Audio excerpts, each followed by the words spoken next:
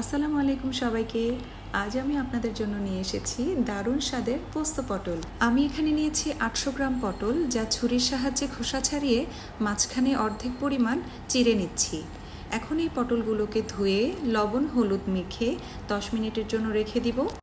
অন্যদিকে 1 টেবিল চামচ পোস্তদানা, 1 টেবিল চামচ কালো সরিষা আর 2 টুকরো জয়ত্রী দিয়ে পানি দিয়ে একটি মিক্সার জারে ঢেলে নেব। দিয়ে দিচ্ছি 4টি কাঁচামরিচ, হাফ কাপ পেঁয়াজ, 1 চা চামচ আদা বাটা, 1 চা চামচ রসুন বাটা।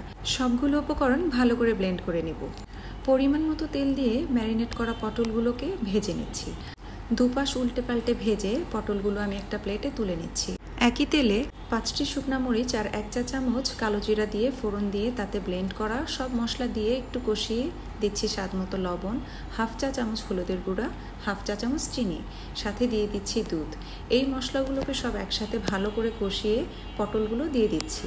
পটলগুলো মশলার সাথে ভালো করে নেড়েচেড়ে মিশিয়ে দিয়ে দিচ্ছি 1 কাপ পানি। এই পর্যায়ে চুলার আঁচটা মিডিয়াম রেখে পটলগুলোকে সিদ্ধ করে নিতে হবে। পটলের উপরে যখন তেল ভেসে উঠবে তখনই তৈরি হয়ে যাবে আপনার মজার স্বাদের পোস্ত পটল। এই পোস্ত পটলটি আপনি সাদা ভাত, পোলাও, পরোটা, রুটি সবকিছুর সাথে পরিবেশন করতে পারবেন। আমার ভিডিওটি যদি ভালো লেগে থাকে অবশ্যই আমার চ্যানেলটি সাবস্ক্রাইব করে আমার পাশে থাকবেন।